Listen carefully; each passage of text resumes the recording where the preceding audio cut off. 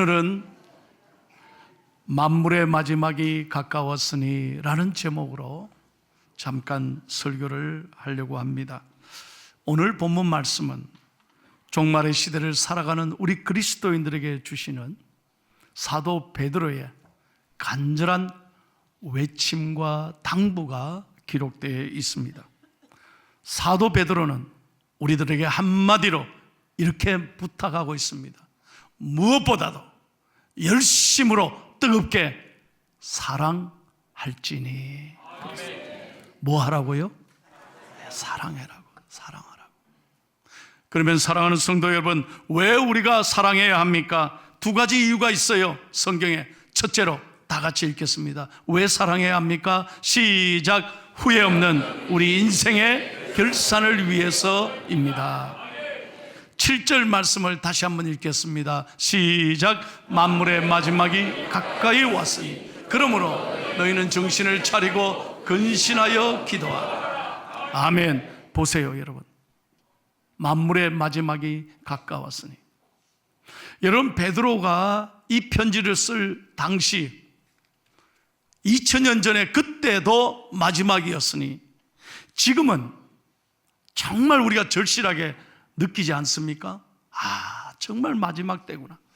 벼랑의 끝에 와 있다. 이런 걸 누구나 다 절감하잖아요. 지금 전 세계 보십시오. 천재지변, 계속되는 전쟁,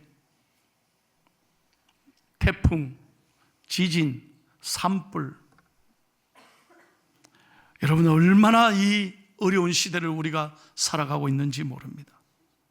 그런데요, 이 마지막 종말의 시대가 가까이 올수록 두드러지게 나타나는 현상이 하나 있습니다. 그건 뭐냐? 점점 사람들이 사랑을 잃어버리고 산다는 것입니다.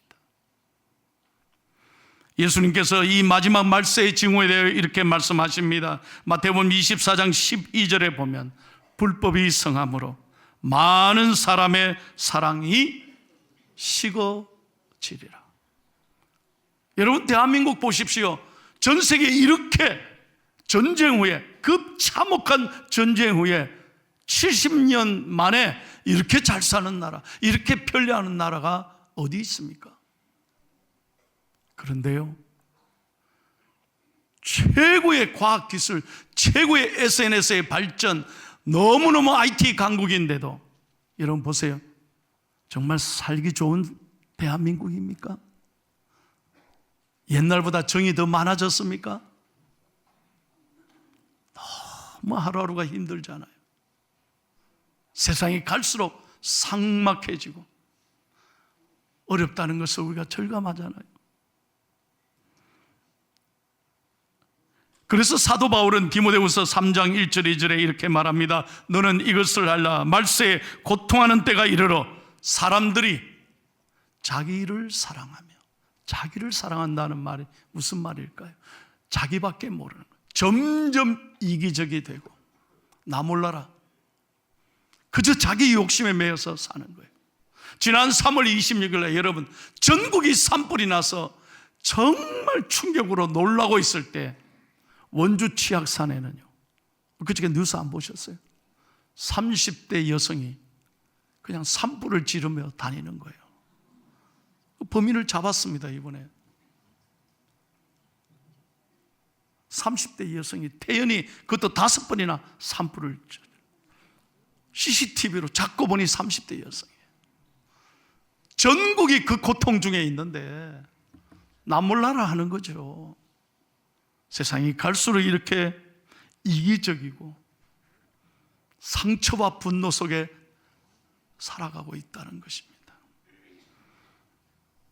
여러분, 오늘날 더 가슴 아픈 것은 교회 안에서조차 우리가 예수 믿는다 하면서 이렇게 한 공동체로 하나님 앞에 예배 드리면서도 여전히 우리가 서로를 사랑하지 못하고 있다는 거예요. 서로 용서하지 못하고 서로 분노 속에 살아가고 있다면 하나님께서 얼마나 가슴 아파하실까. 제가 이런 얘기를 얼마 전에 들었습니다. 어떤 가정에 아들 둘이에요. 오늘도 요 아들 둘이가 이제 동생이 저한테 첫 기도 받았잖아요. 아들 둘이가 있는데 큰아들은 초등학교 6학년, 둘째 아들이 초등학교 3학년이에요. 근데 이 둘이는 여러분 다 남자만 키운 집은 다 아마 동의하실 거예요. 만나면 둘 다 싸우는 거예요. 이 형제지간은요, 이런 왼수가 없어요. 하여튼 둘이서 막 밥 먹을 때부터 싸우는 거예요. 형 동생. 그래서 엄마가 너무 힘들어하는 거예요. 동생에게 너 도대체 왜 그러냐 그랬더니 엄마에게 대들고 하는 말, 엄마 나 소원이 있어요. 뭔데? 그랬더니 형이 없는 세상에서 살고 싶어. 동생의 바람이 그거라는 거예요. 기가 막히잖아요. 그런데요, 어느 날 이 동생이 밖에 나가서 친구들한테 두드려 맞았어요. 그런데 그때 짠 하고 나타나는데 그 왼수 형이 나타나는 거예요. 동네에서 큰 소리 하는 말, 야 누가 우리 동생 건드리고 확 그냥 이랬더니 그날로 자기를 괴롭히던 친구들이 다 도망가더라. 여러분, 내 동생이라는 거예요. 우리는 한 핏줄이라는 거예요. 한 가족이라는 거예요. 둘이서요 얼마나 밖에서 좋아했는지 몰라요. 그리고 집에 들어와서 또 밥 먹을 때 싸우더라는 거예요. 예. 뭐 남자들 키워본 집은 다 알잖아요. 저도 둘째 아들이고 막내인데 저 형님하고 저하고 3살 차이에요. 형님이 서울 계시고 안수 집사님이에요. 그런데 어릴 때 진짜 형에게 많이 두드려 맞았어요. 예수 믿는다고도 두드려 맞고, 그냥 이상하게 우리 형은 큰아들이어서 그런지 엄마가 일방적으로 형님만 좋아했어요. 나는 어릴 때 상처가 있었어요. 저는 부산 영도다리에서 주워온 아들이다. 왜? 너무 우리 엄마가 형만 너무 좋아해서. 그래서 난 둘째 아들로 태어난 서러움이 얼마나 많은지 몰라. 나는 신방 가면요 꼭 둘째를 위해서 기도를 크게 합니다. 그건 여러분들이 참고로 그냥 들으세요. 둘째에 대한 서러움이 저한테 있어요. 그런데 어느 날요, 제가 밖에 나가서 딱지치기를 하는데 내 친구 이 자식이 말이죠, 지가 졌는데 안 주는 거예요, 그 딱지를. 나는요, 여러분 저를 아시다시피 나는 착해가지고 한 번도 싸운 적이 없어요. 그래서 어떻게 하냐, 너무 억울하니까 그냥 거기서 서서 울은 거예요. 그래서 내 눈이 이래 쳐졌어요. 뭐 어떻게 해요, 내가 뭐 때릴 수도 없고 달라붙을 수도 없고, 걔는 나보다 훨씬 크네요. 그런데 그 절대절명의 내 인생의 슬픈 날이었는데, 그날 골목에서 우리 형이 쫙 나타나. 열아! 왜 울어? 어느 놈이 우리 동생, 이렇게. 내 평생의 그날의 감격은 잊을 수가 없어요. 가가요, 이씨 나도 우리 형이 있었으면 좋겠다 그러더니 딱지 다 돌려주고 도망가더라고요. 제가 그날 얼마나 행복했는지 몰라요. 왜요? 내 형이라는 게, 핏줄이라는 게 그렇게 고맙고 감사하더라고요. 여러분, 이 육신의 핏줄도 이렇게 좋고 감사하고 귀한데, 우리는 예수 그리스도의 한 피 받은, 아멘이세요? 거룩한 공동체 아닙니까? 예수님의 보혈의 피로 용서받은 하나님의 자녀된 거룩한 하나님의 가족이 있잖아요. 믿으시면 아멘 합시다. 마땅히 사랑해야 되죠. 우리가 죽어서도 영원한 기쁨의 나라 천국에서 만나서 영원토록 복락을 누릴 하나님의 한 가족이라는 거예요. 마땅히 사랑해야 하는 거죠. 여러분, 정말 하나님 앞에 이 마지막 시대, 우리도 다 하나님 앞에 언젠가는 설 때가 있다는 거죠. 아니, 죄송합니다, 가까이 와 있음을 느끼지 않습니까? 올 때는 순서가 있었는데 이제 갈 때는 순서도 없어. 저는 매 주일마다 장례를 집례하잖아요. 죽음이 가까이 가까이 왔다는 걸 절감하고 사는 거죠. 우리 교회 근처에 식당 하나가 있어요. 칼국수 집인데요, 그 집에 갔더니 벽에다가 쫙 크게 뭐라고 써 있느냐, 아주 감동적인 글을 써놨어요. 뭐라고? 사랑하기도 짧은 인생인데. 와, 멋지더라고요. 그분은 교회 안 다니는 분이에요. 그런데 그렇게 써놨어요. 사랑하기도 짧은 인생인데. 사랑하는 여러분, 주님 앞에 섰을 때, 야, 내가 좀 더 사랑할 걸. 왜 그래 그때 싸웠는지, 왜 그래 그게 그렇게 용서가 안 됐는지 후회하지 맙시다. 주님 앞에 우리 모두가 사랑하고 용서하는 은총의 삶이 되기를 예수님의 이름으로 축복합니다. 두 번째, 우리가 사랑해야 될 이유는 건강한 삶을 만들기 위해서입니다. 여러분 8절 한번 보십시오. 다시 한번 읽겠습니다. 시작. 무엇보다도 뜨겁게 서로 사랑할지. 사랑은 허다한 죄를 덮는다. 사랑은 허다한 죄를 덮는다 그랬어요. 정말 건강한 관계가 되려면 내 사랑하는 사람들의 약점을, 아픔을, 실수를, 단점을 덮을 수 있어요. 그게 진짜 사랑이에요. 왜냐하면 우리가 그렇게 예수님께 사랑받았기 때문입니다. 보세요, 여러분, 우리가 이 자리에 앉아 있는 것, 우리가 잘했습니까? 우리가 무슨 받을 만한 자격이 있습니까? 우리는 예수님의 사랑을 조건 없이 그저 받았습니다. 내 모든 주홍같이 붉은 죄가 예수님의 사랑으로, 십자가의 은혜로 단번에 우리를 위하여 죽으심으로 우리가 깨끗하게 용서받은 줄로 믿습니다. 그렇다면 우리도 마땅히 사랑해야 합니다. 내 모습 이대로, 내 모습 이대로 받으신 그 주님 앞에 나도 마땅히 사랑해야 하는 것입니다. 사랑해, 주님이 날 사랑하시네.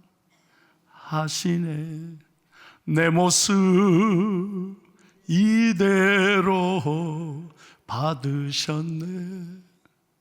사랑해, 주님이 날 사랑하듯이 나도 늘 사랑하며 섬기리. 그렇습니다. 내 모습 이대로 받으신, 조건 없이 아무 자격 없는 우리도 이렇게 사랑해 주셨는데 마땅히 우리도 사랑해야 할 줄로 믿습니다. 계속해서 말씀합니다. 그렇다면 우리가 어떻게 사랑해야 될 것인가? 오늘 베드로는 이렇게 말합니다. 첫째로 지속적으로 사랑하라는 거예요. 8절에 보면 뜨겁게 열심으로 사랑하라고 했어요. 한 번 사랑이 아닙니다. 한 번 하는 친절은 누구나 다 할 수 있어요.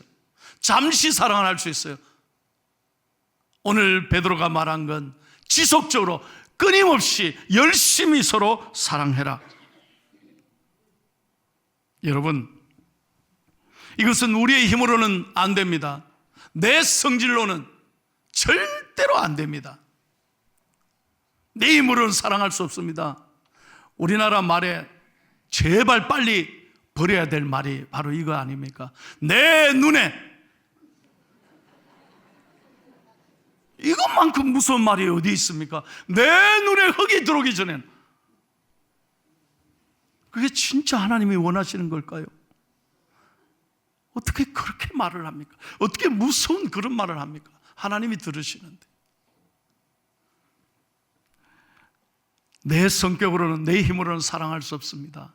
그러나 우리가 오늘 말씀에 의지하여 성령님께 순종하고 하나님 사랑하게 해 주십시오. 내가 용서할 수 없지만 예수님의 이름으로 용서하고 싶습니다. 내 마음과 의지를 드린다면 주님께서 여러분의 마음을 깨끗하게 만들어 주십시오. 여러분의 마음이 가난한 마음이 될 것이고 천국이 될 줄로 저는 믿습니다. 두 번째, 사랑하되 조건 없이 사랑해야 합니다. 9절 말씀 다 같이 읽을까요? 시작. 예, 원망 없이, 계산하지 말고. 여러분, 사람이 계산하면요, 뭔가 바라면 꼭 원망합니다. 섭섭합니다. 자, 내가 이거 네 준대, 네 알아. 내가 얼마나 힘든데. 그러고 줘봐요. 섭섭해집니다. 나를 안 알아주면, 나를 잊어버립니다. 그런데 그거 아세요? 그거 원래 내 거 아닙니다. 하나님이 주신 축복입니다. 믿으시면 아멘 합시다. 여러분, 하나님 것 갖고 마치 내 것처럼 생색내지 마세요. 우리는 원래 이 세상에 올 때 아무것도 없이 왔잖아요. 지금까지 여러분에게 주신 물질의 축복은 하나님의 은혜입니다. 그거 나누면서 내가 한 것처럼 너네 꼭 기억해. 이렇게 받을 것 생각하니까 섭섭한 거예요. 제가 늘 말씀드리잖아요. 사랑할 때는 물에 띄워서 보내세요. 다 잊어버리세요. 그리고 우리가 받은 것은 평생 마음에 새겨야 돼요. 감사하며 살아야 돼요. 할렐루야.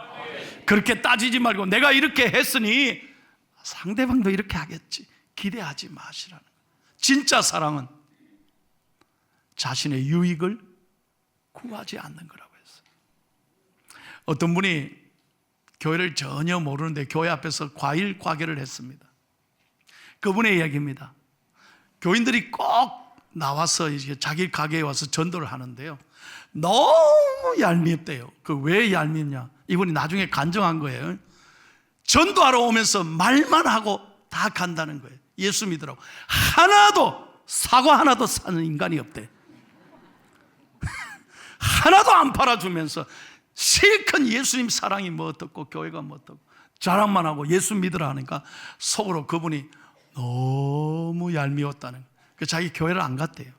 이 예수쟁이들 말이에요.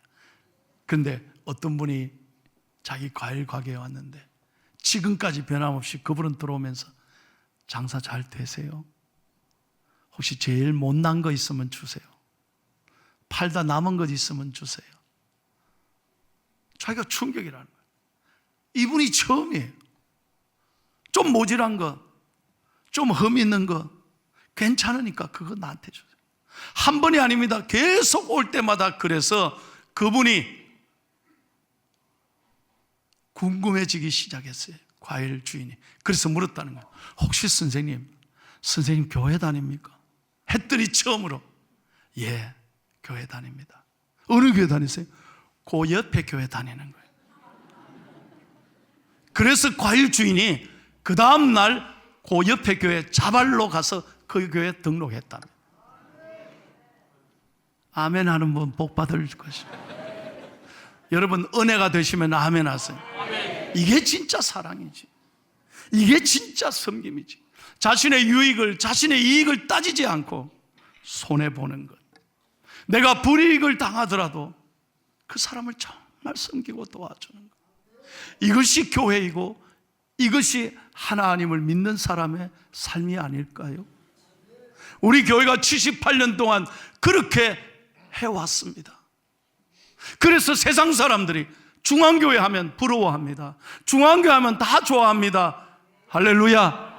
우리 교회가 80주년 100년을 향해 이런 좋은 사랑이 넘치는 이 세상에 희망이 되는 아름다운 교회 되기를 축복합니다.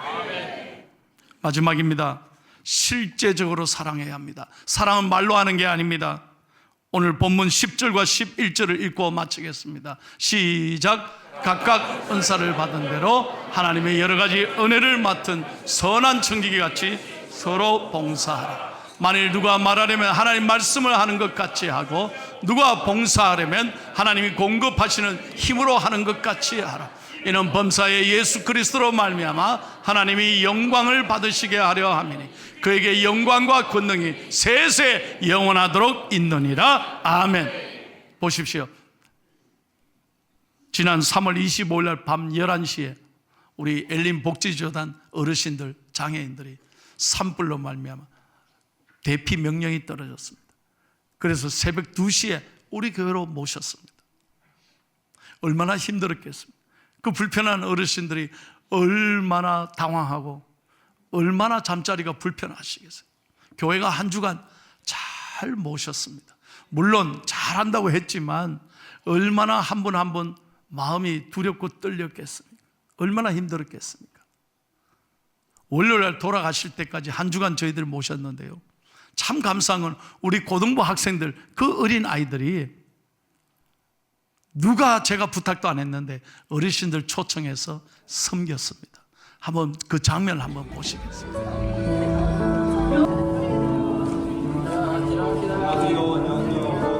나는 만족한 저기 빛나는